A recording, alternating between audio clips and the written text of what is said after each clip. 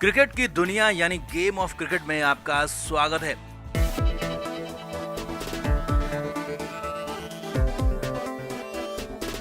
भारत और ऑस्ट्रेलिया के बीच one day series का फैसला हो चुका है और कंगारू टीम सीरीज पर कब्जा जमा चुकी है। लेकिन तीसरे वनडे मैच में इज्जत की फाइट होगी, लाज की लड़ाई होगी और इसीलिए तीसरे मैच के लिए टीम इंडिया में आमूल चूल परिवर्तन होने जा रहे हैं। कुछ खिलाड़ी तो ऐसे हैं जिन्हें बाहर करने के बाद अब उन्हें शायद ही कभी फिर से वनडे मैच खेलने का मौका मिले। तीसरे वनडे के लिए हेड कोच रवि शास्त्री के इशारे पर विराट कोहली ने पूरी टीम ही बदल दी है, लेकिन खुद विराट को लेकर सस्पेंस बना हुआ है क्योंकि रवि शास्त्री ने कहा था कि वो विराट को रेस्ट भी दे सकते हैं। यानी कि विराट कोहली अगर तीसरा मैच नहीं खेलते हैं तो विराट को लेकर कह सकते हैं कि कप्तानी के बवाल के बीच क्या विराट कोहली डर गए हैं। तो तीसरे वनडे के लिए कैसी है फाइनल टीम, क्या है रवि शास्त्री का कैनबरा के मैदान से इशारा, आपको बताते हैं सब कुछ। आप इस वीडियो को तुरंत शेयर करें, ज्यादा से ज्यादा लोगों तक पहुंचाएं और हाँ, तीसरे वनडे की टीम को लेकर कमेंट बॉक्स में अपनी राय देना बिल्कुल ना भूलें। तो 2 दिसंबर को सुबह 9:10 पर ही तीसरा वनडे मैच भी शुरू होगा। लेकिन इस मैच में बड़ा बदलाव यह है कि तीसरा वनडे मैच सिडनी में नहीं बल्कि कैनबरा के मैदान में होगा और कैनबरा में बहुत कम मैच खेले जाते रहे हैं। ये छोटा सा ग्राउंड है और भारत जैसी बड़ी टीमों को यहाँ मैच नहीं खिलाया जाता, लेकिन कोविड के चलते इस बार कैनबरा में मैच हो रहे हैं। अब टीम बताने से पहले आपको कैनबरा की पिच के बारे में थोड़ा सा जानकारी दे दें तो कैनबरा के मनुका ओवल मैदान में अमूमन बल्लेबाजों को ही फायदा मिलता रहा है, लेकिन यहाँ पर कुछ मदद स्पिनर्स को भी मिल सकती है। लेकिन कुल मिलाकर पिच बल्लेबाजों के मुफीद होगी और पहले बल्लेबाजी करने वाली टीम ही मनुका ओवल में भी फायदेमंद रहेगी। अब आपको भारत की टीम बताते हैं जो करीब करीब तय हो गई है। तो पहले 5 बदलाव कहे जा रहे थे, लेकिन अब यहाँ पर 3 बदलाव तो पूरी तरह से कंफर्म हो चुके हैं। पहला बदलाव ओपनिंग जोड़ी में होगा। शिखर धवन के साथ यहाँ शुभमान गिल वनडे मैच खेलते हुए नजर आएंगे। गिल को लंबे समय बाद नीली जर्सी में खेलने का मौका मिल रहा है, जबकि मयंक 2 मैचों में खुद को प्रूफ नहीं कर पाए तो अब बाहर कर दिया गया है और मयंक अग्रवाल की अब वनडे में वापसी होना बेहद मुश्किल है क्योंकि रोहित के आते ही ये जगह वैसे ही भर जाएगी।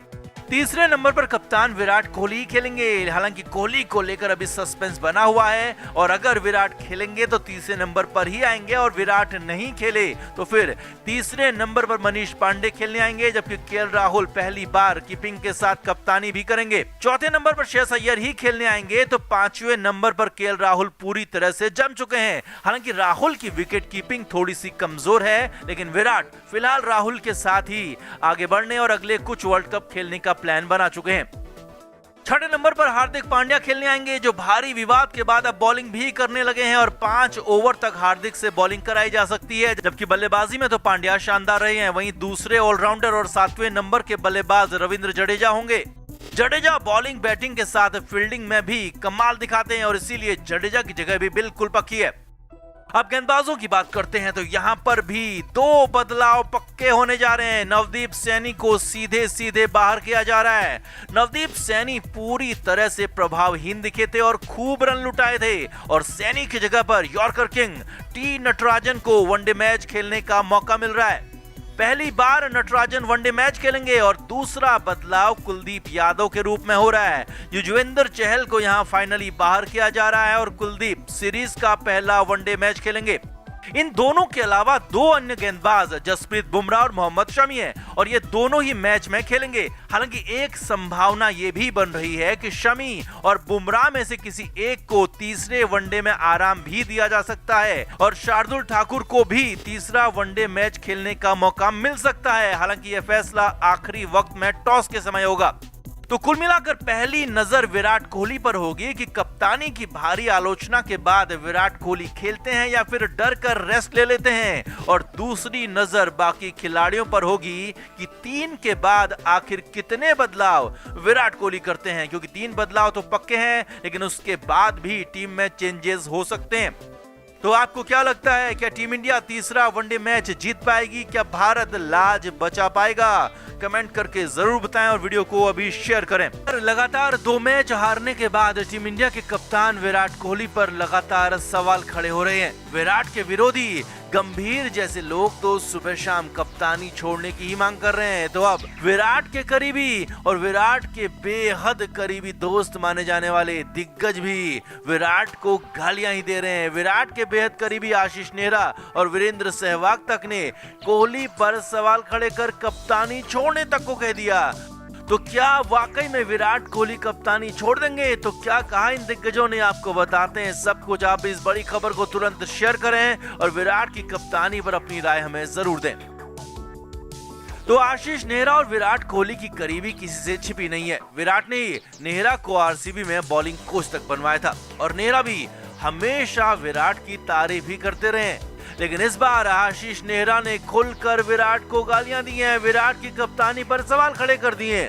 आशीष नेहरा ने कहा कि विराट से मैदान में कप्तानी हो ही नहीं रही थी, विराट बेहद जल्दबाजी में फैसले ले रहे थे। यही नहीं, नेहरा ने कहा कि विराट ने आधे फिट हार्दिक पांड्या और अनुभवहीन मयंक अग्रवाल से बॉलिंग कराई, जो कि बेहद गलत फैसला था। और अगर विराट के फैसले शुरुआत में ही सही होते तो विराट को इन दोनों से गेंदबाजी नहीं करवानी पड़ती।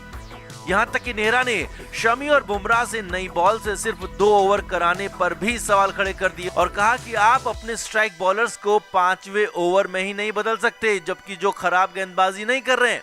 आशीष नेहरा ने खुलकर कहा कि या तो विराट कोहली का कप्तानी करने का मन ही नहीं लग रहा या फिर वो जल्दबाजी में फैसले ले रहे हैं, और अगर विराट कप्तानी को बोझ समझ रहे हैं तो उसे तुरंत छोड़ दें, उन्हें कप्तानी से चिपके रहने के लिए किसी ने थोड़ी कहा है।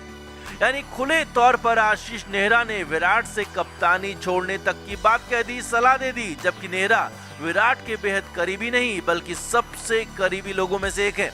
वहीं दिग्गज वीरेंद्र सहवाग भी विराट के करीबी माने जाते हैं और सहवाग तक ने भी कह दिया कि विराट कोहली से ऐसी कप्तानी करने की उम्मीद नहीं थी। और सहवाग ने कहा कि अगर गेंदबाजी रोटेशन कुछ बेहतर होता तो ऑस्ट्रेलियाई टीम इतना बड़ा स्कोर नहीं बना पाती।